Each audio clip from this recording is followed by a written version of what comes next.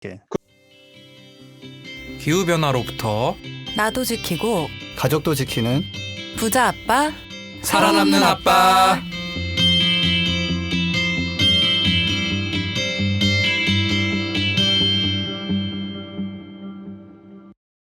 안녕하세요. 팟캐스트 부자아빠 살아남는 아빠입니다. 기후변화로 급변하는 경제산업 구조 속에서 우리들의 가족도 지키고 재산도 지킬 수 있는 방법을 지금부터 알려드립니다. 네, 안녕하세요. 1월에도 집콕 중인 김나현입니다. 네, 안녕하세요. 부자 아빠를 맡고 있었는데 아픈 아빠를 맡고 있는 김석입니다. 팟캐스트 열혈 청취자를 아들로 두고 있는 차윤탁입니다. 열심히 올해도 한번 달려보려 합니다. 1월부터 집콕 중 당연한 근황을 김나현 선생님께서 말씀해 주셨지만 네. 코로나 때문인 것 같죠, 그죠? 지석쌤은 아니, 어디 친구가 없어 아프신가 그런 거 아니야? 봐요.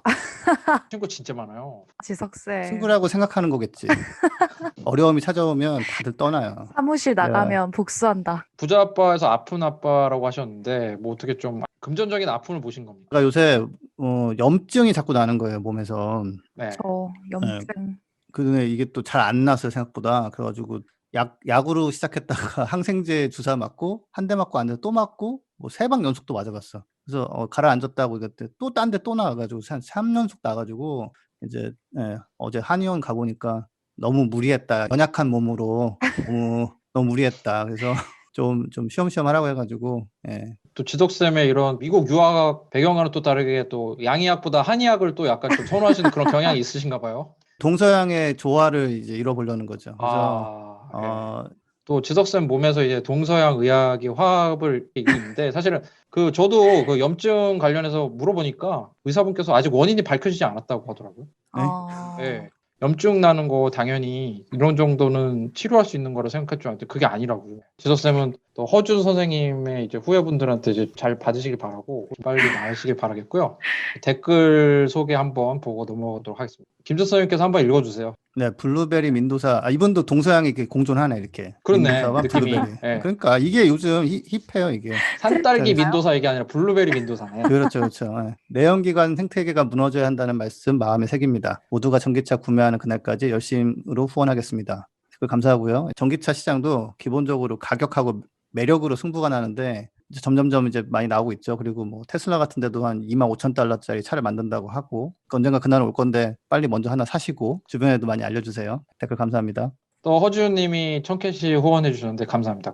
네, 또 룸탱님이 또 댓글 달아주셨는데요. 김나연 선생님 댓글 한번 소개 부탁드립니다. 네, 재밌어요. 네. 재밌다고요. 길게 잘 쓸 자신이 없어서 짤막한 댓글이나마 단 건데 다음엔 더 구체적인 내용을 담아보도록 노력해야겠습니다. 이렇게 좀 재밌는 댓글 남겨주셨습니다. 재밌다고 해주시니까 너무 감사하고요. 저희 또 올해는 또 풍성한 내용으로 정보도 얻어가고 재미도 있을 수 있는 그런 방송 노력해야죠, 그죠? 네. 그렇죠. 네, 그러면 오늘 전하는 말씀 듣고 이번 주 메인 소식이죠? 김서 선생님이 아침 6시에 구경방송을 간 이유가 있죠, 그죠? 그렇죠. 들려간 이유가 그렇죠. 있는데 또 어마어마한 보고서를 오랜 기간 동안 이제 준비 끝에 내셨다고. 그것 때문에 염증 난 것 같아, 생각해보니까. 김재석 선생님의 베스트셀러였던 기후 불황보다 좀 어떻게 반응 괜찮습니까? 어떻습니까? 비슷한 것 같아요. 언론에 많이 나오고 그 다음에 뭐 별로 남는 건 없고 그런 네, 분위기입니다. 알겠습니다. 그 보고서에 대해서 또 다뤄보도록 하고 이제 전기차 소식과 미국 라스베이거스에서 열리던 쇼죠. CES 쇼. 네. 올해는 코로나 때문에 이제 뭐 성황은 아니었던 것 같지만 거기서 나왔던 전기차 소식 조금 다뤄볼 수 있도록 하겠습니다. 전하는 말씀 듣고 찾아오도록 하겠습니다. 안녕하세요. 오늘만 쇼호스트 똑이에요. 오늘 소개할 제품은 바로 크릴 오일입니다. 요즘 사람에겐 필요 없는 크릴 오일 찾으시는 분들 많으시죠? 남극의 펭귄과 고래의 주식인 크릴, 먹지 말고 양보하세요. 크릴 보호와 함께 전 세계 바다의 30%를 보존하기 위해 지금 바로 인터넷 검색창에 그린피스 해양 보호를 검색해 보세요. 네, 붓바살바의 그 장기 코너죠. 주간 전기차였지만 이제 월간 전기차로 바뀐 전기차 소식 김재선님 한번 소개 부탁드립니다. 일단 작년에 유럽에서 전기차 판매가 대박 늘었습니다. 그래서 시장 점유율이 원래 한 2, 3%였는데 한 10% 이상 올라갔나 그렇고요. 그런 거 있잖아요. 뭐 칭찬은 고래도 춤추게 한다. 저는 한 번도 본 적 없어요. 유튜브에 그런 거 없고요. 그냥 말이에요, 그런 거. 근데 규제는 내연기관차 업체도 전기차를 만들게 만든다라는 저의 해악이 담긴 또 말 한마디 만들어 봅니다. 이게 규제를 하니까 벌금 안 내려고 CO2 그 규제하니까 벌금 안 내려고 전기차를 한 2배, 3배 만들어가지고 정책 때문에 이제 전기차가 많이 늘었다. 그렇죠. 벌금 네, 내기 싫으니까. 제조사가 자기들 만든 차량의 전체 CO2 양이 이제 얼마 이상 되면 벌금 내는 거니까 CO2 양이 적은 전기차 생산 많이 늘렸다는 말씀이시죠? 그러니까 평균 CO2를 낮추기 위해서 CO2 0으로 쳐주는 전기차를 이제 대량 집어넣은 거죠. 거기다가 코로나 때문에 일반 차는 판매가 많이 줄고 규제 때문에 또 전기차는 늘어나니까 그 점유율이 확 늘었어요. 그래서 근데 이제 12월 데이터 아직 안 나왔고 1월부터 11월까지를 보면은 르노에서 만든 조에라는 우리나라 들어왔는데 별로 안 팔리는 것 같은데 1등을 했고 그 다음에 테슬라 모델 3가 2등, 그다음에 현대 코나 불이 나서 리콜해서 지금 단종한다는 말이 있는 확정은 아니라고 지금 현대에서 하는데 그게 이제 3등 37,000대, 그다음에 폭스바겐 이골프가 뭐 4등 이런 식으로 해서 전기차 모델이 많이 늘어나고 판매도 꽤 됐습니다. 폭스바겐 골프가 좀 더 많이 팔려서 신기했는데 알고 봤더니 출시가 늦었다고. 네, IS도 출시 늦었어요. 그리고 기아 차도 들어있네요. 네, 기아 니로가 한 8등가 했죠. 네. 네. 그리고 그럼 이제 기아 애플 뭐 이렇게 되는 건가요? 나중에 이제 뭐 애플 차를 대신 만든다는 썰이 그거 있던데. 근거 네. 없다고 또 나왔는데 뭐 네. 기아 주가는 뭐 16%가 뛰었다고. 그래서 네. 우리 그 저희랑 협업도 하셨던 김한용님 모카에서 네. 동영상 하나 긴급을 올리셨더라고요. 이런 너무 헛소문에 휘둘리지 마시라고. 그러니까 애플은 그 보안이 정말 철저하기 때문에 이런 식으로 네. 이렇게 슉슉 나오지 않아요, 정보가. 그러니까 저도 그냥 네. 뭐 김 선생님이 보고서 만들면서 해보시겠지만 지금 비딩 절차를 그냥 거치고 있는 것 같아요. 애플이 누구랑 일을 할지, 그죠? 뭐 미팅하고 뭐 하여튼 뭐 그 정도 네. 뭐 뭐가 있긴 있겠지만 된 거 없는데 너무 좀 과하죠, 지금. 그렇습니다. 네, 지금 보니까 좀 정책을 통해서 이렇게 푸시를 하는 게 좀 맞는 방향인 것 같고요, 그죠? 우리나라랑 유럽이랑 정책을 비교하면 많이 차이가 나죠, 그죠? 우리나라는 벌금은 없죠. 보조금만 잔뜩 있죠. 얼마나 후합니까? 좋은 나라라고 생각이 듭니다. 저 진짜 애국자라서 그런 거고요. 전기차 업체에 또 어떤 소식이 좀 있나요? 좀 단편적인 소식으로는 프랑스에서 12월 판매량이 나왔는데 전기차하고 플러그인 하이브리드가 합쳐서 19%가 됐어요. 19%. 그러니까 이거는 보통 뭐 2027년 정도에 뭐 이렇게 했던 건데 코로나랑 겹쳐가지고 판세가 완전 뒤집어진 상황입니다. 프랑스도 또 보조금을 또 세게 했단 말이에요. 그리고 보니까 이제 테슬라 모델 3 같은 경우도 있는데 되게 순위가 낮아요. 그러니까 어차피 유럽은 소형차들이 좀 주류거든요. 그래서 약진을 하고 있다. 굉장히 좋은 현상입니다. 지금 테슬라가 유럽에서 힘을 못 쓴다라는 말이 있는데 전 세계에서 가장 많이 팔린 게 테슬라 모델 3였어요. 작년에 전기차 중에서. 영국에서는 또 12월 달에 또 1등을 해가지고 또 화제가 됐었고요. 테슬라 리콜이 한번 있었어요. CPU 칩의 안에 메모리가 반복적으로 부팅하다 보면은 이게 뭐 메모리가 이제 좀 맛이 가는 현상이 있는데 바꾼다고 뭐 그래서 그런 게 있었어요. 그래서 전기차 같은 경우는 왜 보통 내연기관차는 리콜하면은 뭐 엔진 결함 뭐 이런 식인데 테슬라는 전기차답게 칩 결함으로 수리하는 게 있어가지고 이게 전기차 시대에는 고장 나는 부위가 다르다라는 거. 여기서 하나 제가 좀 재밌는 게 테슬라 모델 S 롱레인지라고 뭐 대중적인 차는 아니지만 이게 미국에서 400마일을 간다고 한단 말이에요. 그 미국 환경청 인증해서 643km인데 일본에서 인증하는 WLTP라는 사이클로 인증한 거에서는 652km예요. 국내 인증은 487km야. 그래서 우리나라의 그 가혹한 인증 테스트가 참 너무 가혹하다. 하나 좀 짚고요. 그러니까 한 가지 전기차가 이제 한 600km 정도 가는 시대는 이미 열렸다. 내연기관 차도 도심 주행하고 하면 소형차도 한 진짜 많이 가야 한 700km 정도라서 거의 비슷해진 것 같다는 그렇죠. 생각도 들어요. 맞아요. 많이 비슷해졌어요. 그리고 코나 리콜 이런 걸로 조금 얼룩진 현대가 다음 달에 2월에 이제 아이오닉 5라는 차를 내놨는데 그 아이오닉이 전기 플러그가 있어요. 220V. 그래가지고 차 안에요? 차 안에 꽂는 게 있어요. 다. 그래서 그거 자랑하는 건데. 진짜 캠핑 가기는 좋긴 하겠다. 그렇죠. 근데 이제 그런 것만 있고 나머지 기본기에서 딸리면 이제 사람들이 안 사겠죠. 그래서 이거 지금 아이오닉 5는 그럼 주행 거리가 얼마나 나와요? 380에서 한 490 뭐 이 정도 얘기하는 것 같아요. 그 정도면 충분히 쓰죠. 현대가 최초로 내놓는 전기차 전용 모델이기 때문에 그 플랫폼 eGMP라고 그러는데 뭐 얼마나 잘 만들어졌는지도 보여줄 수 있고 전기차 시대에 우리나라에서 이제 좀 새로운 좀 스타팅 포인트가 될 거라서 전기차 폭스바겐이 그룹이 작년에 전기차를 판매량을 딱 2배 늘렸다. 그런 거. 이것도 뭐 제일 큰 거는 이제 규제 영향이죠. 이게 미국 소식 하나 이제 포드에서 마크 2라고 머스탱이라는 스포츠카처럼 생긴 SUV를 하나 내놨는데 내놓으면서 우리는 다른 메이커와 달리 초반부터 품질이 아주 끝내준다. 이제 우리는 제대로 만든다 이렇게 해서 막 했는데 몇 대 판 다음에 잠깐 저기 약간 좀 조금 기다려주세요 하고서 지금 품질 관리를 위해서 지금 인도를 미뤘다고 하는데 미국을 대표하는 자동차 중에 하나인 그런 머스탕에다가 이게 전기차를 만들어 내놔서 미국도 마찬가지로 약간 새로운 출발점이 되는 해가 될 것 같습니다.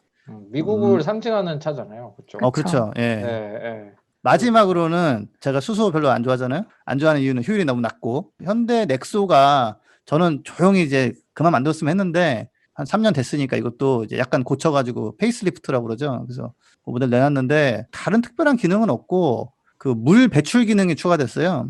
물이 이게- 생성이 되니까. 네, 물이 생성돼가지고 그 뒤에 파이프로 줄줄줄 흘리고 다니거든요, 이게.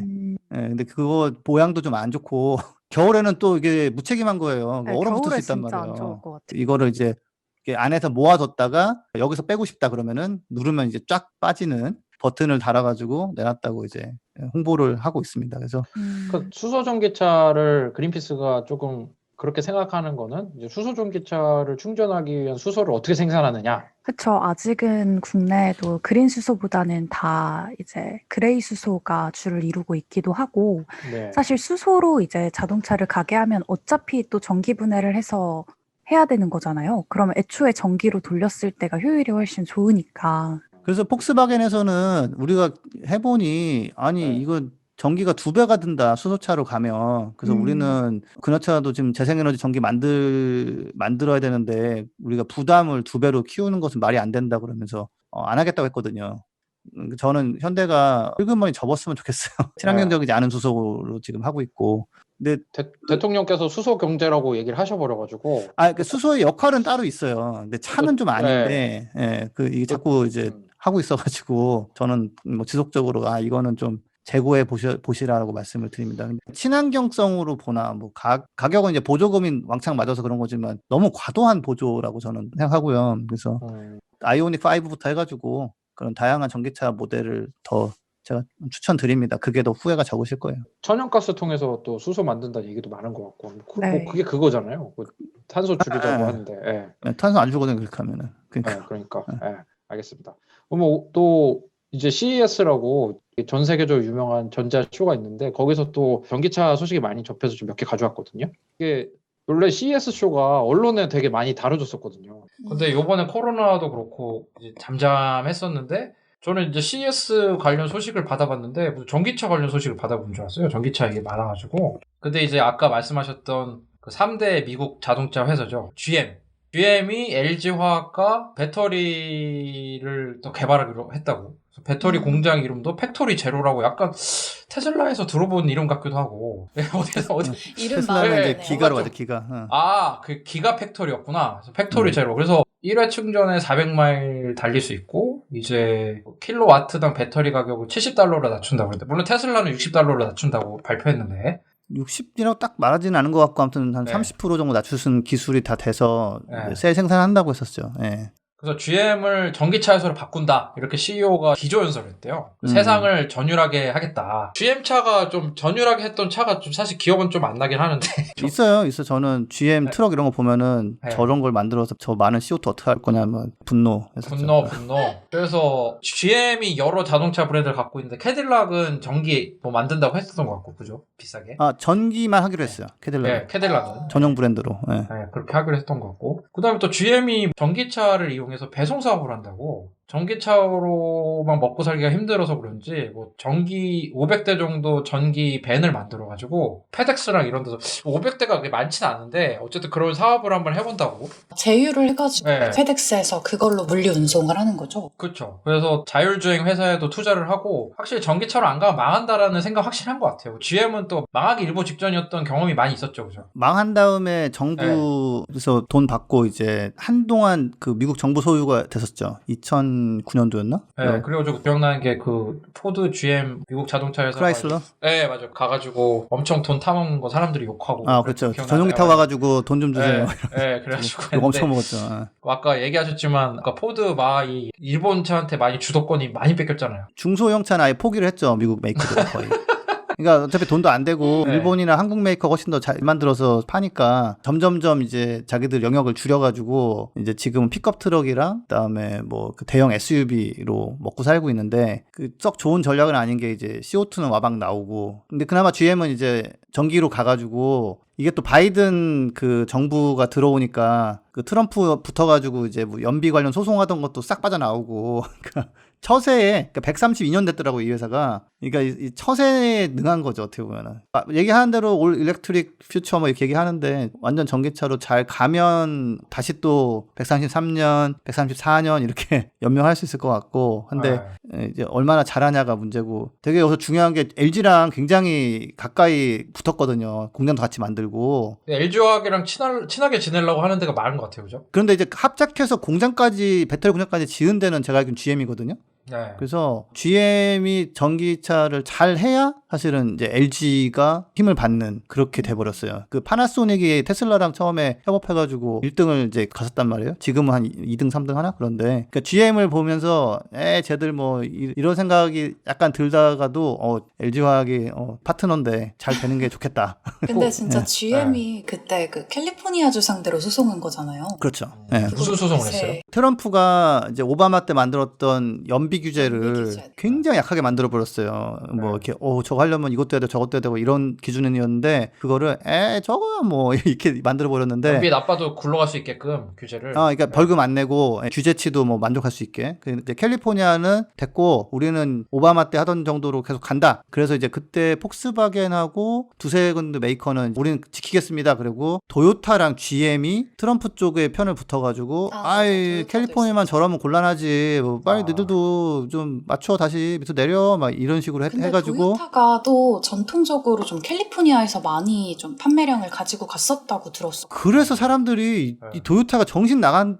거다 이거는 뭐 하는 짓이냐 쟤네들. 도요타에서 진짜 이상해요. 얼마 전에 또 벌금 먹었어요. 배출가스 규제를 미국에서 맞춰야 되는데 그게 한 번 못 맞추면은 그 다음에 더 잘해가지고 이렇게 맞출 수 있거든요.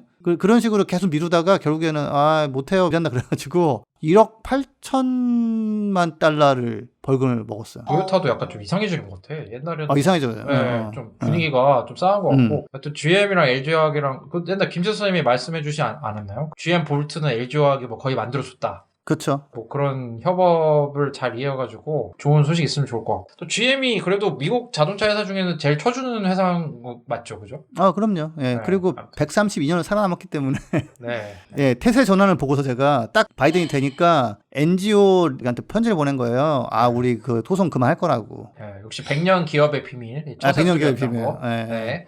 그 다음에 또 이제 우리 방송에서도 다뤘던 거긴 한데, 이번에 태양광 전기차, 소노 모터스라는 게 또 화제가 됐다고 하는데, 이제 태양광으로 달릴 수 있는 전기차라고 해가지고, 저희는 좀 부정적으로 봤죠. 왜냐면 태양광 셀을 지붕에 넣는 데다가 뭐 한계가 있고. 지붕뿐만 아니라 무슨 네. 그 본네트라고 하나? 거기랑 그 차체 옆면에도 다 넣은 것 같더라고요. 자동차 차체에다가 태양전지를 248개를 붙이고, 또 그 자동차 유리를 태양광 필름으로 바꿨다고 하네요. 그래서 차가 그래서 검은색밖에 안 나온대요. 단일 색깔 고를 옵션지를 못하는 거죠. 예, 예전에 잠깐 소개했던 것 같은데 그때 이제 좋은 소리를 안 한 이유는 뭐냐면 저런 거 하려다가 이제 없어지는 회사들이 많아요. 그다음에 처음에는 태양광으로만 가게 하겠다. 배터리는 보조일 뿐 그러다가 점점점 배터리가 커져가지고 이것은 전기차인가 태양광 차인가 뭐 이런 게 있었는데 지금도 보니까 배터리가 35kWh인데 주행거리가 한 250 정도? 네, 제가 원래 타던 오리지널 아이오닉 모델이 전기차가 28kWh였거든요.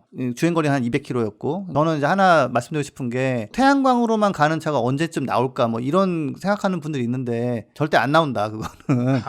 예, 다만 태양광을 이렇게 붙여서 밖에다가 내놨는데 그날 날씨가 좋으면 퇴근할 때 갈 수 있는 거리 35km 정도 충전은 되게 하는 차는 이제 나오기에 임박한 거예요. 나와봐야 되겠지만. 이제 얘를 이제 독일에서로 들었는데 독일에서 하루 동안 태양으로 가장 많이 충전할 수 있는 게 지석쌤이 말씀해주신 35km다 이렇게 설명을 하더라고요. 그렇죠. 최상의 조건에서 이제 그렇게 한다는 건데 일단은 뭐 2022년부터 나온다고 하니까 가격은 25,000유로면은 그건 괜찮은 가격은 맞아요. 그래서 근데 사람들이 전기차는 가격과 매력인데 결국에는 매력에서 시커멓고 저는 시커먼 거 좋아해서 괜찮은 것 같아요. 럭셔리한 거 별로. 저는 근데 2022년 말부터 차를 판매한다고 하잖아요. 근데 이게 제가 무슨 생각이 들었냐면 진짜 귀찮아하는 사람이 있어요. 그 차 기름도 거의 뭐 빨간색 떠야지 넣을까 말까 하는 그런 사람도 있거든요. 그러니까 그런 사람은 이 차를 살 수도 있을 것 같긴 한데 저 한편으로 드는 생각은 태양 전지를 잔뜩 붙였는데 누가 실수로 긁으면 수리비가 어떻게 나올까. 그렇죠. 그러네. 유럽이나 이런 데서 아직 차 유리창 깨서 뭐 훔쳐가고 이거 유리창에 또 그 태양광 필름이 붙어있는데 되게 비쌀 거 아니에요. 그러니까 이렇게 주변에서 미움을 받아가지고 네. 자기 그런 물건 같은 게 파괴돼 본 사람들은 이런 거 걱정하거든요. 저도 충분히 공감하고요. 그래서 예, 그쵸. 쓱 긁었는데 뭐 페인트 좀 긁은 거면 이제 뭐 그냥 왁스 좀 하고 그러면 될 수 있는데 얘는 그냥 얘 문짝 갈아야 되는데 태양광 패널 20개가 손상됐으니 뭐 이럴 수도 있는 거죠. 근데 너무 이러면 안 되는 게 사실은 우리가 이제 전기차도 맨날 보급하려고 그러면은 그거 배터리 교체하려면 차값 나오고 뭐 이런 식의 얘기가 있어서 우리가 그런 나올 때까지는 한번 보자고요. 근데 저는 테슬라 같은 경우 이제 태양광도 하고 전기차도 하는데 네. 그걸 같이 합치지가 않은 게 의미 있는 그런 성능이 나오지가 않고 그거를 하는 와중에서 그러니까 뭐 단가도 그렇고 매력이 떨어져 버리면 더 많은 사람들이 사는데 좀 이제 방해물이 되기 때문에 하여튼 그 독일 사람들의 취향 저격을 하는지 한번 보시죠 한번. 예. 사실 진짜 전기차 한 30분, 40분 잠깐 꽂아 놓으면은 70, 80km는 충전이 되잖아요, 금방. 그래가지고 이렇게 태양광으로 하루 종일 35km 충전이라고 하니까 좀 비교를 했을 때는 그러네요. 그 약간 위넨에서 개발하는 거 보니까 지방 정부 같은 데서 투자도 많이 받았을 것 같고 그걸 봐야 될 것 같습니다. 어쨌든 2022년 말이 되면 뭐 애플카도 윤곽이 나올 것 같고 전기차에 대한 선택폭이 진짜 많이 넓어질 것 같아요. 예. 하나 좋은 얘기를 하면 그 기존 업체들이 사실 전기차로 전환하는 게 되게 어려움이 많거든요. 생산 시설이나 뭐 그런 것 때문에. 예, 뭐 일하던 사람들이 만들려고 하고 있는데 어느 순간 그냥 엔진차 좀 하면 낫지 않아? 뭐 이런 식으로 가는 게 있어가지고 요즘은 갈수록 좀 신진 업체들이 좀 더 역할이 커질 것 같긴 해요. 그래서 소노모터스 뭐 화이팅입니다. 네. 초 한참 친 다음에 이제 격려의 말 한마디. 네. 유럽과 미국 한번 다 잘 돌아왔고요. 또 오늘의 메인 디시죠. 기후변화가 한국 수출에 미치는 그런 보고서를 그린피스에서 단독으로 발행을 했는데 전하는 말씀 듣고 이 보고서 한번 또 본격적으로 다뤄보도록 하겠습니다.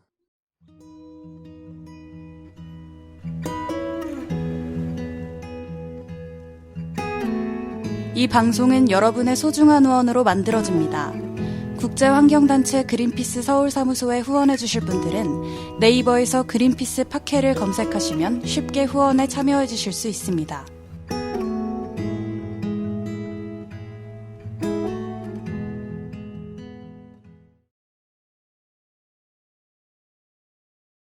네, 오늘 김지석 선생님이 새벽 6시에 일어나셔가지고 또 KBS까지 가신 이유 바로 이 보고서 때문인데요. 기후변화 규제가 한국 수출에 미치는 영향 분석 보고서를 같이 제작하신 저자님이시죠. 김지석 선생님 모셨습니다. 예, 안녕하세요. 예, 예, 반갑습니다. 박수 쳐주시고. 예. 네. 보고서 제목부터가 조금 이제 그 난이도가 있을 것 같아요. 이제 그 기후변화에 잘 모르는 분들에 대해. 우리나라는 결국 수출로 먹고 사는 나라. 지구가 망한다 그러면은 뭐 언제 뭐 이렇다면은 수출이 떨어졌다 그러면 큰일 났다 이게 되기 때문에 그렇죠. 우리나라는 이제 수출 집약적인 이제 그렇죠, 그 그렇죠. 산업 구조 갖고 있으니까. 예, 그 핸드폰 반도체 팔아가지고 쌀이랑 뭐 이렇게 옥수수랑 사와야 되기 때문에 그쵸. 그래서 기후변화 규제가 어떻게 그런 수출 산업 영향을 미치는지를 딱 찍어주면 반응이 있을 것 같다 해가지고 1월 13일 날 발표를 했고요. 탄소 국경세라고 이제 검색하시면은 계속 기사가 나오고 있습니다. 오늘도 인용되고 뭐 내일도 인용될 거고 우리나라 간판 산업이 어떤 영향을 받는지 뭐 유럽 수출할 때, 미국 수출할 때 뭐 이런 것들이고요. 근데 그렇게까지 진짜 네. 신경을 쓸 수밖에 없는 게 우리나라 아까 무역 관련해서 네. 얘기를 해주셨는데, 그러니까 수출 관련해서 얘기를 해주셨는데 실제로 2019년 기준으로 그 G20 국가 중에 우리나라가 2위래요. 무역 의존도가. 1위가 어디입니까? 독일입니다. 1위가. 아, 진짜요? 네. 어쨌든 공을 들여가지고 그 이제 같이 제작을 하실 보고서인데 이제 많은 곳에서 찾고 있다는 말씀을 들었으니 이제 진짜 그 내용이 무엇인지 본격적으로 파볼 수 있도록 하겠습니다. 탄소 국경세라는 이제 단어를 말씀해 주셨는데 이게 도대체 뭡니까? 탄소 국경세가. 관세예요. 일종의 관세인데 국경을 넘어오는 제품에 대해서 이산화탄소 얼마 나왔습니까? 물어보는 거죠. 철강 1톤당 한 2톤씩 나왔는데요. 그러면은 오케이. 톤당 한 4만 원씩 해서 1톤당 8만 원씩 내고 와서 파시던지 말던지 맘대로 하세요. 이렇게 하는 거죠. 그러니까 이제 탄소 국경세가 그런 거죠. 물건을 해외에서 생산된 거 우리나라 들어올 때 관세를 매기는데 이제 이 생산 과정에서 탄소를 많이 썼으면 더 내라 이런 거잖아요. 그쵸. 왜냐하면 더 붙게 되는 거죠. 우리나라는 지구를 위해 탄소를 이만큼이나 줄이고 있는데 너네는 안 줄이고 이렇게 만들고 있으니 좀 내라 이런 건가요? 그런 비난이 있었어요. 유럽이 이산화탄소가 줄어든 거는 만들지 않고 갖다 쓰기 때문에 줄은 거다라는 비판이 있었는데 그거 맞는 말이거든요, 사실. 그래서 그런 의미에서는 오케이. 우리가 관리하는 지역이 아니라도 다른 데서 나온 거라도 우리가 관리하기 위해서 탄소 배출에 대한 부담을 지우겠다. 그 동시에 또 뭐가 있냐면 유럽 내부에 있는 뭐 철강 기업이나 이런 애들이 아니 우리한테는 탄소 줄이라고 배출권 거래제나 이런 거 하라고 하고 해외 애들은 그런 거 없이 자유롭게 만들어서 가져오는데 우리가 그러면 판판이 경쟁에서 밀릴 수밖에 없다. 그러니까 그러면 규제를 하지 말아라. 우리는 일단 해외 상품들하고 우리가 경쟁이 너무 안 된다. 이렇게 하면 그래서 연합에서도 보니까 좀 그렇네. 그래가지고 알았어. 그럼 니들은 일단은 그냥 거의 부담 안 주고 해외에서 들어오는 것도 부담 안 주고 이런 식으로 하다 보니까 아무도 부담 안 지는 거예요. 그래서 국경세를 하면서 동시에 자 밖에서 들어오는 애들도 이제 부담 지는 거야. 봤지? 그러니까 니네들도 이제 해. 그래서 양쪽을 다 잡는 거죠. 진짜 탄소 국경세를 도입을 한다라는 거가 거의 확정이 됐습니까 그러면? 네, 확정됐고 이제 올해 7월에 법안이 나옵니다. 이제. 그래서 그 안에는 이제 언제부터 어떤 제품부터 어떤 기준으로 하겠다 이런 게 나와요. 그래서 사실 예전에 이거 나온다고 하다가 이게 사그라진 적이 몇 번 있어요. 근데 요번에는 정치적 분위기나 그다음에 법안까지 준비하는 거라든지 그리고 요거를 내놓는 거에 대해서 IMF나 이런 국제 기구에서 이런 것도 도움 돼. 뭐 하면 좋아. 이렇게 또 약간 이렇게 도와주고 있거든요, 지금. 그래서 예, 이거는 나오는 것은 뭐 거의 확실시 되고 있습니다. 네, 또 궁금하신 청취자분들은 그 IMF 보고서 부자 아빠 살아남는 아빠 검색하시면은 그 내용 들으실 수 있고요. 그러면 EU랑 미국이랑 다 도입을 하는 겁니까? 탄소 국경세를?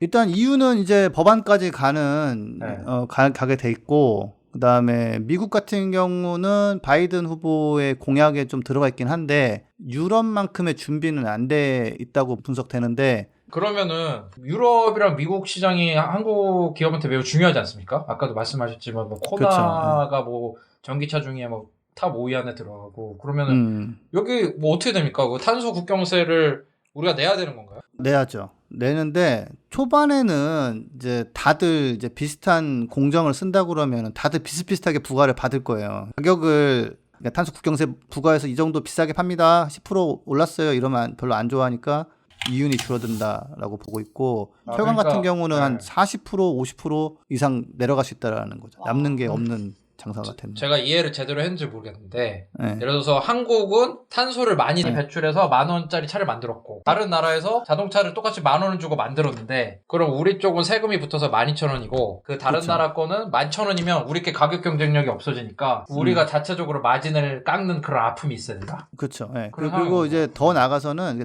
철강을 제가 예를 드린 이유가 뭐냐면 수소 환원 공정이라고 있어요. 제가 수소차에 대해서는 좀 제가 부정적으로 말하지만 이제 수소의 용도는 있거든요. 그 수소를 가지고 철강석에 이렇게 해가지고 공정을 거쳐서 산화 처리라고 하죠. 이게 그 산소랑 결합돼 있어서 이게 못 쓰는 그 철을 그냥 철강을 만들 때 이제 원래 지금은 코크스라는 거 쓰고 그러는데 그런 거 아예 안 쓰고 이산화탄소 배출이 거의 없이 깨끗하게 정말 물이 나오는 시커먼 연기 이런 게 아니라 물하고 철만 딱 나오는 그런 공정이 있는데 요걸 하게 되면은 이산화탄소 배출이 한 90% 이상 줄어든다고 해요. 그래서 근데 이게 이제 예전 같으면 좀 이론적으로 뭐 이런 식이었는데 뜬금없이 작년 말에 미쯔비시 중공업이라는 데서 우리 오스트리아에 이제 그 공장 만든다 연간 25만 톤 만드는 거 수소 환원 공정 써가지고 그거 이제 올해부터 가동할 거야 2021년부터 했단 말이에요. 그러니까 12,000원, 11,000원 이런 차이라면 또 뼈를 깎는 뭐 원가 절감 이런 걸로 어떻게든 경쟁해 볼 수 있는데 탄소 배출량이 한 90% 줄어든 데랑 경쟁하려고 그러면 이거는 이제 끝난 거죠 이제. 그러니까 이제 우리나라가 철도 많이 파는데 철강도 그렇죠. 네. 그럼 이제 탄소 줄여서 만들어야 되니까 포스코 거 안 갖다 쓰고 그 미쯔비시 그 수소 환원 제철을 갖다 쓸 수도 있다라는 거죠. 그렇게 하죠. 그리고 시간이 지날수록 우리 자동차 그 판넬은 수소 환원 공정으로 만든 걸로 만들었습니다. 뭐 이런 것도 또 이제 플러스 알파가 되니까. 마케팅이 되니까. 예, 예. 그리고 근데 이제 기존 철강이 이거 우리는 그래도 싼데 이렇게 말할 수 있어요. 근데 그거 탄소세가 이제 한번 정해지는 게 아니라 계속 올라갈 거거든요. 점점점 그런 뭐 수입품에 관세 붙여서 야 꾸준히 수입 붙여서 우리는 돈 벌게 뭐 이런 게 아니거든요. 니들이 그만둘 때까지 우리는 올릴 거야. 이것도 견뎌? 야 이거 뭐 한번 견뎌봐 그럼. 이렇게 올릴 거기 때문에 시작할 때는 조금 약간 충격 그럴 수 있지만 나중에는 포기. 결국에는 우리나라도 철강 산업에 있어서는 그 말씀해주신 수소환원 공정이 도입이 빨리 돼야 되겠네요. 그렇죠. 네. 그리고 이게 포스코 이런 제철 회사들이 전기를 어마어마하게 많이 쓰잖아요. 근데 전기가 재생 가능 에너지가 아니라 뭐 석탄이나 이런 걸로 하는 에너지 쓰니까 탄소 배출 원래 많죠. 철강 회사 자체가. 그러니까 철강 회사는 전기로 쓸 때는 전기 무지막지하게 쓰고 고로를 쓸 때는 또 석탄하고 코크스 무지막지하게 쓰고 거의 철강 회사 두 개 합치면 우리나라 온실가스 배출량에서 한 10%인가 넘나 그래요. 와. 어이없게도. 예. 뭐 이렇게 여러 수출 산업이 있는데 뭐 어떻게 됩니까? 그 김지서 선생님의 시크릿 보고서를 보면 어떻게 되는 겁니까? 탄소세는 아무튼 계속 올라갈 거라는 거 계산해가지고 산정해보면은 이대로는 안 되겠구나 바꿔야겠다. 약간 뜬금없이 포스코도 2050년까지 탄소 중립하겠다고 발표는 했어요 갑자기. 근데 구체적인 건 하나도 없어요. 그 미쯔비시 같은 경우는 구체적으로 공장을 지금 만들고 있다라고 하니까 제가 좀 놀랐는데 여기까지 준비를 하다니. 한국도 뭐 따라가야겠죠. 따라가는데 좀 이제 여기서 조금 안타까운 거는 현지 생산하는 수소환원 공정 제철하고 우리나라에서 생산하는 거라고 경쟁력이 누가 더 있을까 하면은 현지 생산이니까 계산을 다 해보고서 필요하다면은 그런 얘기 있어요.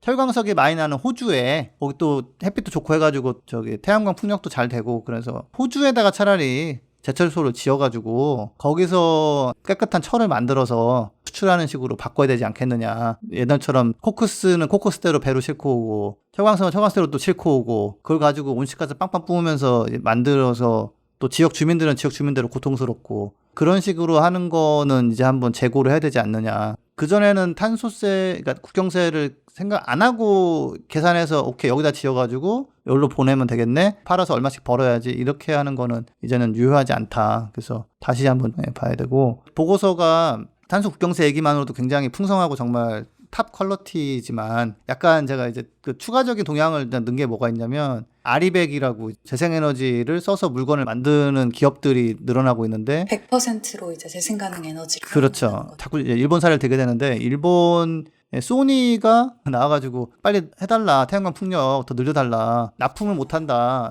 안 그러면 공장 옮겨야 된다.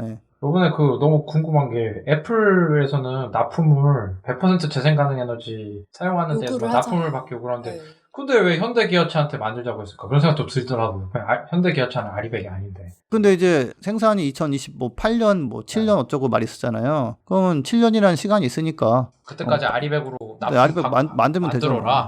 그러니까 아마 협상한다면 그 조건에 아리백도 해라고 했는데 그때 이제 우리나라의 제도든 발전 용량이든 그게 안 되면 현대도 그러면 만드는데 재생에너지가 풍부한 곳으로 갈게요 하면서 이제 미국으로 가든 아니면은 중국으로 가든 중국은 많이 늘리거든요 지금. 그래서 그 일본 기업들이 되게 계속 얘기해요. 지금 2030년까지 한 40에서 50% 해달라. 정부 목표는 22에서 24%인데 너무 적다고. 그런 동향을 하나 제가 소개한 게 있고 또 다른 거는 아까 자동차 얘기하셨는데 저희 보고서에서는 그건 자동차는 계산했을 때 조금 높게 수치가 안 나왔는데 다른 데서 한 걸 보니까 자동차 한 대당 2023년에는 한 300유로? 그러니까 한 40만 원 좀 안 되는 정도의 탄소 국경세를 낼 수 있지만 2025년 정도에는 한 500유로 거의 한 70만 원 정도 내야 될 거라고 그런 게 있어요. 그래서 대당. 네, 대당. 근데 거기에 플러스 알파로 내연기관차 판매 금지가 이게 굉장히 확산되고 있거든요. 영국이 2030년. 2030년. 근데 원래 35년이었어요. 근데 11월 달인가 전격적으로 땡겨버렸어요. 30년으로. 근데 거기가 차를 230만 대 정도가 팔려요. 1년에. 우리나라보다 한 1.5배 정도 크거든요. 그 정도 규모의 나라에다가 차도 생산하는 나라인데 거기서 그냥 전격적으로 10년 후부터는 내연기관차는 이제 판매 금지. 세금 내고 이런 게 아니에요. 그냥 판매 금지가 되니까 아까 그 국경세를 뚫고 500유로라는 짐을 안고 가까스로 국경에 진입했는데 이걸 왜 가져왔어요? 못 파는 건데 이렇게 되는 거죠. 그러니까 이게 변화가 탄소를 줄여서 만드는 것도 필요하지만 자동차 같은 경우는 아예 안 나올 수 있는 그런 전기차로 바꾸지 않으면 사실은 뭐 유럽 시장은 이제 뭐 포기, 그러다가 미국도 그렇게 해버리면 이제 미국도 포기 뭐 이렇게 그렇죠. 돼야 되니까. 미국도 지금 캘리포니아주가 2035년에 내연기관차 판매 금지를 선언을 했고 지금 미국 자체도 이제 전체적으로도 2035년 논의가 나오고 있다고 들었거든요. 예, 그 미국 의회에서 35년도 얘기를 했었고요. 그 기후 위기 위원회라고 있어요. 예, 거기서 이미 그 나왔었고 그것도 우리 한번 소개했던 것 같아요. 그리고 원래 뉴욕주가 우리도 그런 35년 뭐 이렇게 했었는데 갑자기 조용하던 매사추세츠주 거기도 규모가 좀 있어요. 700만 명 정도 사는데 거기서 우리 35년부터 안 합니다 하고서 이제 해버려서 이게 뉴욕하고 매사추세츠주하고 캘리포니아를 합치면은 뭐 50개 중에 3개지만 인구 규모나 이런 거에서는 한 15% 정도 되더라고, 15%. 그래서 만만치 않은 그런 바람이 지금 불고, 지금 우리 녹음하는 날이 이제 1월 20일인데, 오늘 밤 자정 시간에 이제 미국에서는 그 바이든 대통령이 취임하거든요. 취임사에서 전기차 관련해서 좀 정책을 발표한다는 지금 소식이 있어요. 그러면은 이렇게 수출 시장이라는 게 되게 냉정한 시장이라서 아까 뭐 40유로, 50유로 뭐 이런 거 별거 아닌 것 같지만 한 푼이라도 좀 줄여가지고 하려고 그쵸. 그 경쟁이 많이 생기는데 그러면은 뭐 철강이나 석유화학 뭐 이런 것도 우리나라에 많이 있잖아요. 좀 얼마나 더 비용을 부담하게 되는 거예요? 탄소 국경사에 예를 들면. 뭐 3천억, 2천억 막 숫자가 나오는데 저는 그거는 잘 기억이 안 나고 근데 그런 거 있었어요. 그러니까 매출의 5% 정도의 부담이 될 수 있다. 철강하고 뭐 석유화학은 10%인가 그렇고 저도 좀 놀랐는데 철강사들의 영업이익이 예전에는 한 7, 8%였는데 지금 요새는 한 5%밖에 안 돼요.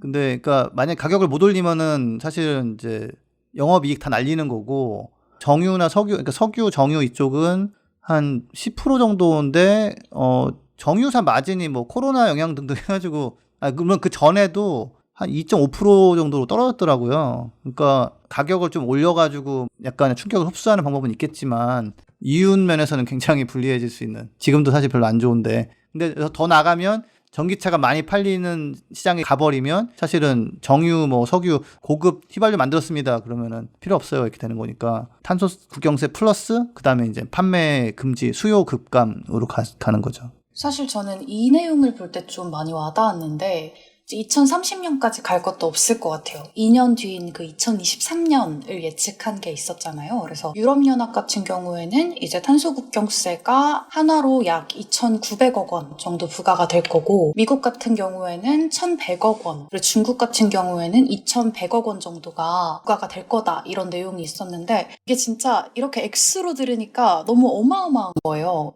이 근시일 안에. 그리고 참 아까 말씀하셨지만 철강, 석유화학 이런 회사들은 좀 취업생들이 꼭 가고 싶은 회사인데 지금 영업이익이 5%인데 탄소국경세가 10%, 뭐 철강 10%, 석유화학 5% 붙어버리면 취업은 둘째치고 이제 다니시는 분들도 불안할 수 있는 그런 상황일 수 있을 것 같아요. 그럼 어떻게 해야 됩니까 이거? 구성원들이 맨날 우리 기후변화 얘기하면 뭐 미래 세대 뭐 이런 얘기하고, 제가 오늘 아침에 갔던 라디오도 이제 기후가 미래다라고 해가지고 제가 초반부터 현재입니다라고 말하려다가 또 이제 초치는 것을 말았는데 굉장히 유명한 프로그램. 네, 유명한 프로그램에서 불러줬다는 거 다시 한번 강조하고. 그러니까 지금 벌어들이는 돈을 가지고 빨리 다음 거를 준비를 해야 되는 상황이에요. 우리나라 기업들이 약간 카피 페이스트 좋아하거든요. 이렇게 하던 거 또 이렇게 조금 개선해가지고 또 만들고 이런 식으로. 근데 그렇게 했다가는 진퇴양난에 빠질 수 있기 때문에 지금 뭐 수소환원 공정 이런 거 할 줄 아는 사람 아무도 없을 거예요. 포스코 안에.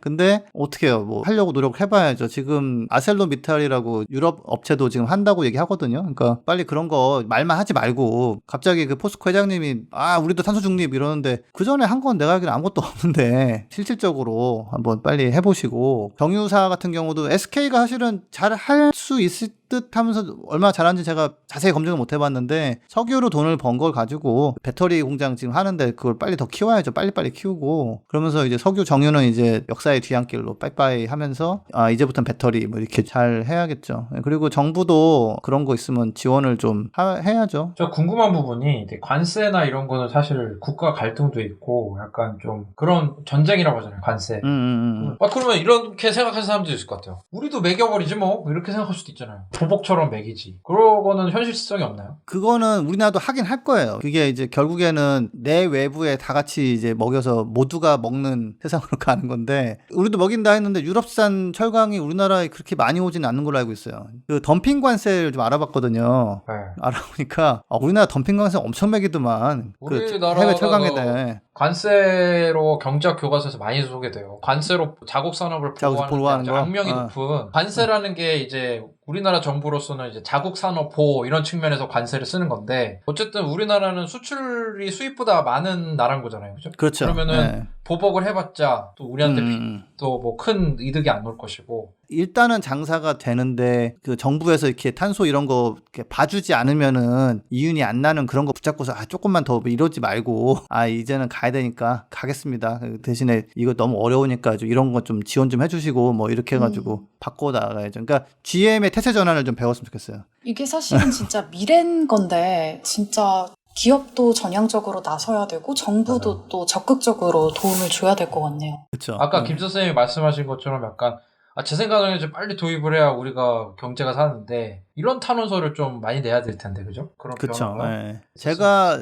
들은 얘기가 하나 있는데, 그 아리백 관련해서 이렇게 무시하던 실무 담당자들이 이제는 정말 해야 되는 것보다 해가지고 지금 어디 모여서 공부하고 계신다고 제가 들었어요. 스터디 그룹 같은 게 있어가지고 이거 이제 하려면 어떻게 해야 되나 뭐 이렇게 하고 있다고 하는데, 이미 그러니까 일본 같은 경우는 지금 기업들이 몇백 개가 모여가지고 정부한테 정식으로 건의를 막 벌써 한 2년째 하고 있거든요. 더 늘리라고, 더 빨리 늘리지 않으면 우리 공장 옮겨야 된다고. 우리나라도 자세히 들여다보면 사정이 다를 리가 없거든요. 일본이나 뭐 우리나라 뭐 애플에 납품하고 이런 건 똑같으니까. 그래서 좀 빨리 제대로 들여다보고 이렇게 좀 하고, 그 그린피스는 사실 이런 탄소 국경세 보고서 내는 게 좀 어색한데 아무도 안 하고 있는데 너무 중요해서 저희가 이제 했는데, 앞으로는 그냥 무역협회 이런 데서 그런 거 해주면 좋겠어요. 예, 이거 더 잘 할 텐데 하면. 네, 예. 김 교수님 매년 하시기는 좀 힘드니까 이제. 이번 하고 너무 힘들었어. 네, 다른 데서 네. 안 하시면 또 하셔야 될 거 아니에요, 내년에, 그죠? 뭐 누군가 해야 되니까. 네, 네. 어쨌든 오늘 그 보고서 얘기 잘 들었고요. 그러면 우리 전하는 말씀 듣고 오늘 방송 마무리할 수 있도록 하겠습니다. 그린피스 유니버스는 애플 팟캐스트, 구글 팟캐스트, 팟빵, 파티, 앵커, 스포티파이 등을 통해서 들으실 수 있습니다. 방송에 대한 의견이나 참여를 원하시는 분들은 gkr@greenpeace.org로 메일을 보내주시면 저희가 정기적으로 확인하도록 하겠습니다. 네, 오늘 새해 맞아가지고 경기에 진짜 지대한 영향을 앞으로 미칠 수 있는 기후변화 수출입 영향 보고서 저자분 모시고 좀 다뤄봤습니다. 뭐 어떠셨습니까? 저는 이 보고서가 좀 주제나 이제 내용 자체가 되게 매력적이라고 생각을 했는데, 사실 이 팟캐스트 들어오기 직전에 점심에 또 외부 업체에서 연락이 왔어요. 이 내용이 너무 좋아가지고 이걸 좀 디지털 콘텐츠로 풀어보고 싶다. 막 이렇게 러브콜도 되게 많이 오고 있는 상황이라는 거 지석쌤한테 말씀드리고 싶고, 또 한 가지 좀 청취자분들한테 전달드리고 싶은 말씀이 있는데, 저희가 지난 방송에서도 한번 공지를 드렸었지만 이제 팟캐스트를 신년을 맞아서 좀 재정비를 하려고 해요. 그래서 지금 듣고 계신 플랫폼 공지사항과 댓글란에 주소가 있거든요. 그래서 거기를 통해서 좀 익명으로 설문조사를 해주시면 저희가 이제 개편을 하는데 조금 많은 도움을 받을 수 있을 것 같습니다. 네, 감사합니다. 또 이제 청취자분들께서도 또 새해 복을 많이 받으시고, 또 올해 이 탄소 국경세가 7월에 이제 유럽에서 초안이 나온다는 거 아닙니까? 그럼 올해 많은 변화가 있을 것으로 예상이 되는데, 우리 소개하는 것처럼 급변하는 사회 속에서, 급변하는 세상 속에서 이제 어떻게 기후변화로 인해서 세상이 변해갈지 저희 방송에서 들을 수 있으니까 채널과 구독, 좋아요 꾸준히 부탁드리겠습니다. 지석쌤 또 마지막으로 한 말씀 하시고 방송 마무리할 수 있도록 하겠습니다. 바이든 대통령이 취임하면서 지금 기후변화 관련해서 정책이나 이런 게 휘몰아칠 걸로 지금 예상이 하고 있거든요. 그래서 그런 동향을 잘 보시고 계시다가 뭐 댓글로 이런 건 도대체 뭐냐 이렇게 남겨주셔도 좋고, 1월 20일이 오늘부터 1일 제대로 된 기후변화 대응이 좀 될 것 같으니까 한번 힘내서 한번 같이 달려보시죠. 네, 오늘 지석쌤, 나연쌤 고생하셨습니다. 감사합니다. 감사합니다.